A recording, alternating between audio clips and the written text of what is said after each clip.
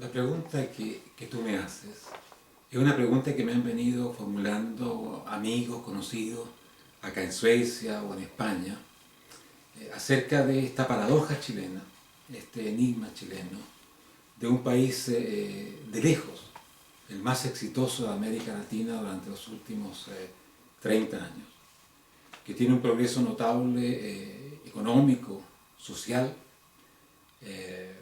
no menos en cuanto a combatir la pobreza, pero también en cuanto a crear una clase media que va siendo ya la clase mayoritaria en la sociedad chilena.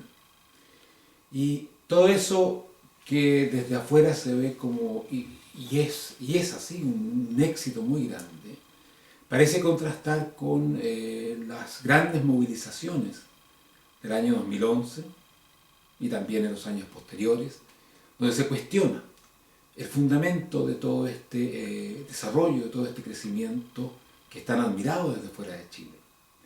Y ahora cuando viene la elección presidencial y tenemos una primera vuelta el 17 de noviembre, donde claramente la mayoría de los votantes, porque el verdadero ganador de la primera vuelta, y seguramente lo será también de la segunda vuelta, es la abstención, un Chile apolítico que está muy lejos de este otro Chile que está politizado y mucho más radicalizado. En todo caso, ese Chile que se manifestó en las elecciones, manifestó una clara preferencia de izquierda, en el sentido de propugnar un cambio de modelo, un cambio del tipo de desarrollo que Chile ha tenido, en cosas muy fundamentales, incluso abriéndose a ese interrogante tremendo que es una asamblea constituyente, refundar el país.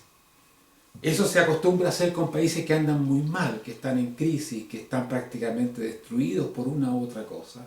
Surge la necesidad de refundarlo, de crear nuevas bases. Pero es sorprendente, mirado desde afuera y tal vez también para muchos chilenos, que se plantee una cosa semejante en un país que está haciendo las cosas bien, que las puede hacer mucho mejor, de eso no hay ninguna duda, pero que va bien encaminado. Por eso que Chile plantea todos estos enigmas, todos estos interrogantes, se acentúan más aún con la muy probable victoria de Michelle Bachelet este domingo, el domingo 15 de diciembre.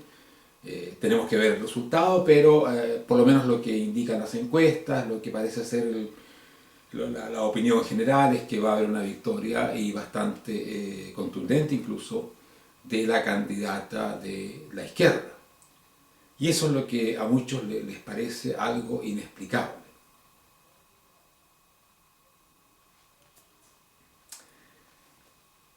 Ahora, tú me preguntas por la explicación de todo esto. Porque claro, es un enigma, parece una cosa contradictoria, pero por supuesto que no es inexplicable. La explicación es bastante paradojal de lo que ha pasado en Chile. Porque si bien los críticos del llamado modelo plantean de que esto es de alguna manera o está mostrando la caída del modelo, el fracaso del modelo, la verdad que lo que estamos viendo acá es el producto sorprendente del éxito del modelo. El éxito es tal que Chile ha cambiado profundamente en los últimos 30 años. Ese Chile que existía en los años 70, para no hablar de los 60 o de los 50, de las poblaciones callampas, donde una gran parte de los niños eran desnutridos, donde la mortalidad infantil era 4 o 5 veces mayor que la que es hoy día. Ese Chile pobre, donde los problemas que se planteaban y discutían eran los problemas de la pobreza fundamentalmente. Ese Chile ha cambiado totalmente, y según los estudios del Banco Mundial muy recientes acerca del crecimiento de las clases medias, Chile es de lejos el país que en los años 90 y la primera década de este milenio ha tenido más movilidad social. Hay un salto de clase, podríamos decirlo, de la pobreza a una situación de vulnerabilidad, pero que ya no es de pobreza, y de ambas situaciones hacia la clase media. Junto con ello ha habido una verdadera revolución de la educación en Chile. En Chile hay mucha queja por la calidad de la educación y sin duda que hay que mejorarla muchísimo para llegar a tener un desarrollo sustentable. Pero no cabe duda de que lo ocurrido estos últimos 30 años implica un salto educativo sin precedentes a nivel de toda la población. Esto se manifiesta más claramente en la educación superior y por eso que no es raro que allí esté el descontento. Es bien interesante la coincidencia. Sabemos que desde 1980 a hoy día se ha multiplicado por 10 el porcentaje y la cantidad de jóvenes que van a la educación superior. Antes, cuando yo estudié a comienzos de los 70, fines de los 60, era un privilegio. Gratuito, pagado por el Estado, beneficiando a las clases altas y medias, que eran las que tenían acceso a las buenas universidades que teníamos efectivamente. Ese país elitista, ese país que le daba un tremendo privilegio a sus clases más altas y que dejaba a los niños pobres realmente en situaciones muy calamitosas.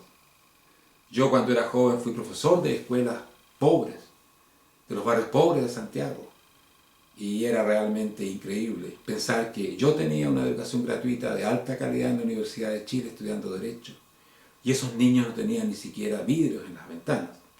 Bueno, ese Chile de misérrima educación y terriblemente injusta ha cambiado.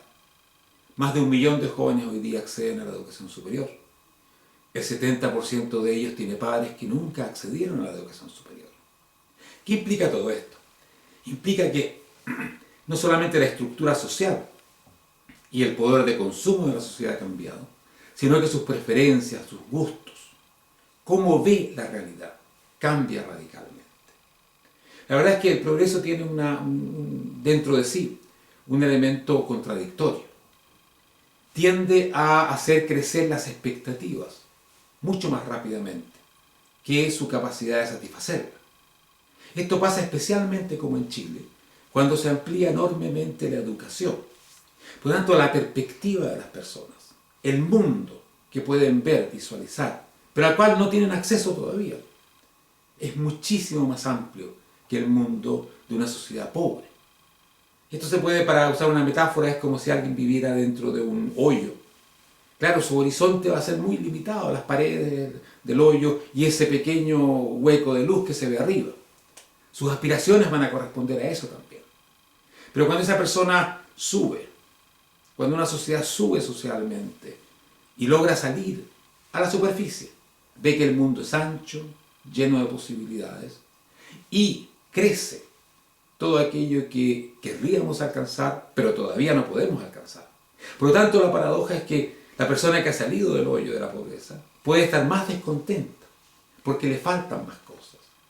Esta es la paradoja de la pobreza relativa, que es mucho más inquieta, mucho más descontenta que la pobreza absoluta, que está limitada a cosas muy concretas, tener agua, no tener niños desnutridos, pero hoy día es un mundo distinto. Ahora, si esa persona continúa su viaje y comienza a subir una montaña, su horizonte se va a ampliar más todavía. Y por lo tanto lo que le falta se va a ampliar más. Surge ahí un descontento con lo que se ha logrado, que visto desde afuera, y esto es lo que muchos no logran entender respecto de Chile, ¿cómo Chile, que ha logrado todo esto, puede tener estudiantes tan descontentos? La generación que sin duda ha sido la más privilegiada de su historia. Es que nunca, como los jóvenes de hoy, una generación había tenido tantas posibilidades, tanta libertad, tanto poder de consumo. Y ahí surge la paradoja chilena. Es la generación justamente que sale a las calles del año 2011, protesta, quiere cambiar el modelo en su conjunto, quiere reformular el país, por lo menos los jóvenes que están en las calles. No quiero decir que todos los jóvenes, ni siquiera la mayoría, es difícil saberlo. Ahora, esto lleva a un cambio de perspectiva acerca de aquello que se llama el modelo, es decir, la base del desarrollo chileno. ¿Por qué? Porque cuando uno está en el primer paso, saliendo de la pobreza, progresando, uno se fija en lo que está logrando. Pero claro, pasado esa fase, llegamos a esta fase de descontento, de ver lo que falta, más que lo que se tiene. Y esto ha llevado a devaluar, especialmente entre los jóvenes chilenos, el tremendo progreso de Chile.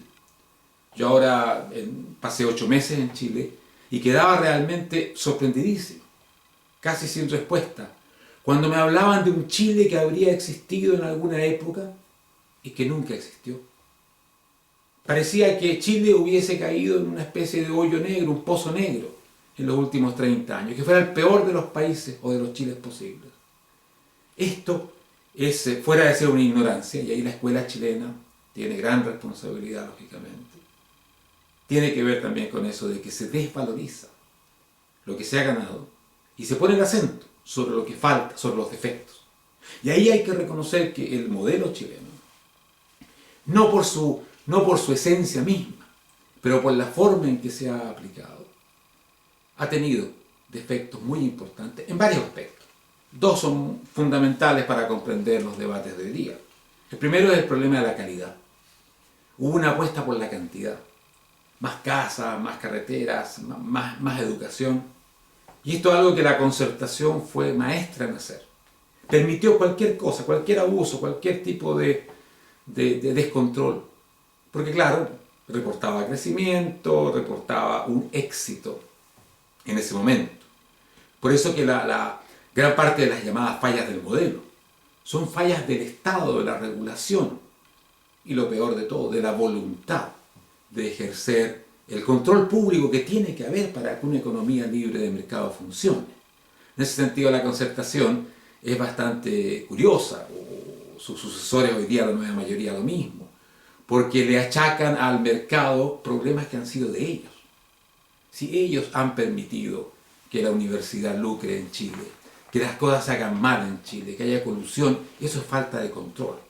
Ahora, eso lo vuelve una izquierda radicalizada que surge muy fuertemente en 2011. Lo transforma en una especie de falla esencial del modelo. La economía de mercado es abusiva, la economía de mercado es así y así. Sin embargo, la economía de mercado es lo que hagamos de ella.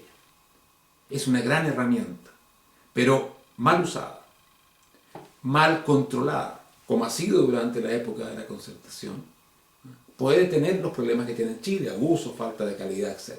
Basta ver la política energética que tuvo Michelle Bachelet para entender qué significa esa falta de preocupación por la calidad de vida de la gente.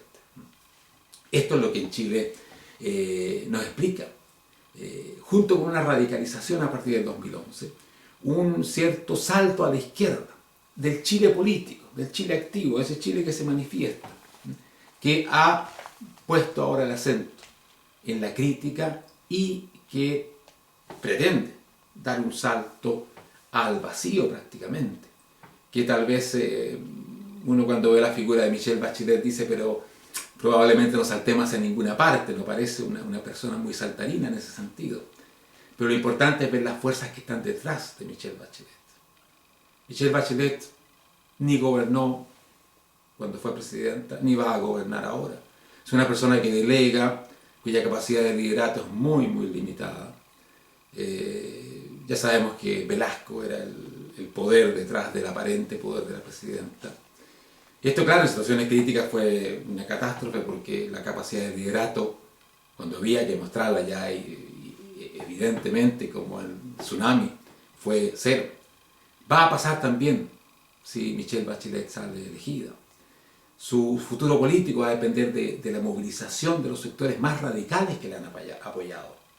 Este apoyo, el apoyo del Partido Comunista, el apoyo de jóvenes movimientos sociales y de jóvenes líderes, no es gratuito, en absoluto. Ellos no están con Michelle Bachelet. Si alguien cree que el Partido Comunista está con Michelle Bachelet, o los líderes juveniles que no han entendido nada, ellos están con un proyecto político que va mucho más lejos de lo que Michelle Bachelet representa. En ese sentido, Chile va a entrar después de la elección en una dinámica muy compleja. Tiene un cierto parecido a lo que le pasó a Salvador Allende. Salvador Allende tenía un programa bastante radical, por supuesto, pero sus bases de apoyo, los que controlaban la calle, los que se tomaban las fábricas, los que ocupaban las universidades, los que se armaban para el enfrentamiento, querían una cosa mucho más radical. Y controlar a los suyos es mucho más difícil que controlar a los no suyos, a los otros. Porque es tu base de apoyo. Sientes con ellos vínculos emocionales. Ese va a ser un problema muy, muy importante del futuro de Chile.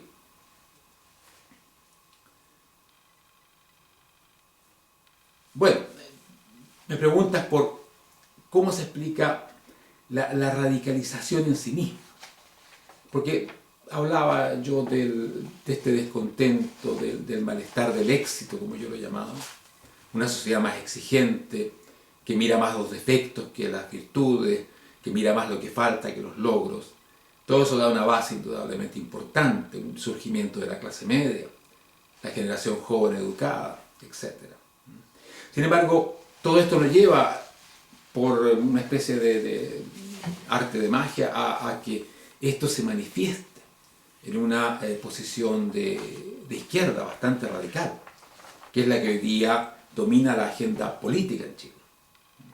Y esto se debe a una cosa importante: la izquierda, el Partido Comunista, otros sectores de larga tradición política, tienen el mérito, desde su punto de vista indudablemente, de formar políticos jóvenes, de dar una amplia formación que permitió que el año 2011 hubiese un liderato juvenil muy radicalizado, que le dio sentido al descontento bastante vago y difuso que había en la sociedad chilena.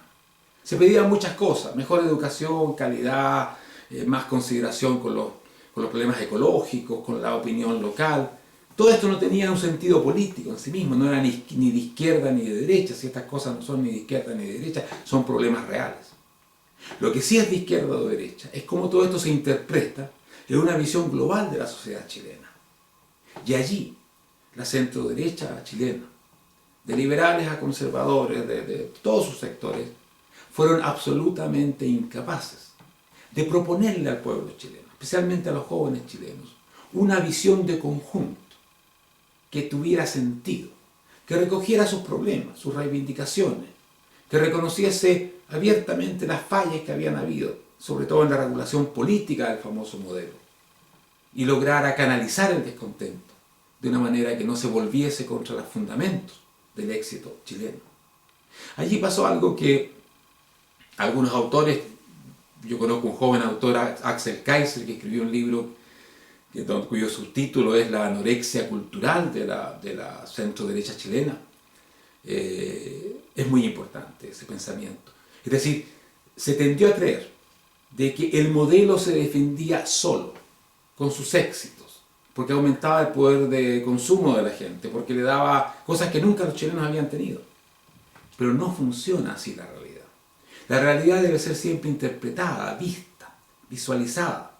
Hay que darle sentido, y ese sentido lo da la cultura, la política, las ideas, las ideologías. Allí la centro-derecha chilena desertó completamente el campo de batalla. Creyó que la batalla había sido ganada, especialmente cuando la Concertación hizo política de derecha, con el corazón a la izquierda y la cabeza a la derecha, podríamos decir. Fueron en ese sentido los profundizadores del modelo, con todos los defectos de regulación que tuvo. Creyeron, esto le dio a la centro-derecha la idea de que ya ganamos, ya incluso nuestros adversarios han asumido este tipo de modelo social. No es cierto. Nunca lo asumieron. Nunca lo quisieron. Fue un matrimonio de conveniencia. Les permitía tener muy buenos recursos, poder manejar el poder, poder repartir prebendas, crear una clase política que hoy día está muy desprestigiada en Chile. Todos se lo hicieron, pero nunca quisieron al modelo. Vivieron con él, convivieron con él. Sacaron cosas materiales de él, sacaron poder y prebendas, pero nunca lo quisieron. Y la derecha se quedó callada, no quiso hablar, por razones que son muy interesantes de analizar, entre otras cosas por el origen del modelo en los tiempos de la dictadura de Pinochet. El modelo tiene un nacimiento complejo. Alguien habló del pecado original de la transformación capitalista chilena. Es muy importante recoger ese punto de vista, porque llevó también al silencio, no solo sobre el origen, también sobre las virtudes, sobre el fondo de la transformación que había hecho que Chile surgiera de la pobreza. Por lo tanto, el llamado modelo se quedó sin defensores. No tenía nadie que argumentara por él. Un tiempo la derecha incluso se dedicó a aquello que se llamó el cosismo. Preocupémonos de las cosas concretas, de las cosas chiquititas, del día a día, porque ya lo otro está resuelto. No es cierto. Lo otro no estaba resuelto. Surgió una demanda de explicación, de sentido, y esa demanda la respondió la izquierda, muy radicalizada. Cuestión de ver quiénes son los dirigentes de los movimientos sociales. Y hay que ver el impresionante discurso que han formulado. Y ese impresionante discurso captó el imaginario político chileno en gran medida. Y eso fue lo que va también a marcar la elección presidencial que estamos hoy día, que está en curso, la pasada, la primera vuelta y la segunda vuelta. Tiene un entorno, un imaginario político muy radical. Sin embargo, hay que entender que el Chile profundo no es el Chile radical que quiere refundación, que se preocupa de estas cosas. El Chile profundo es un Chile bastante privatizado, bastante apolítico, dedicado a construir una vida mejor, que es la base que ha hecho de Chile un país mucho mejor.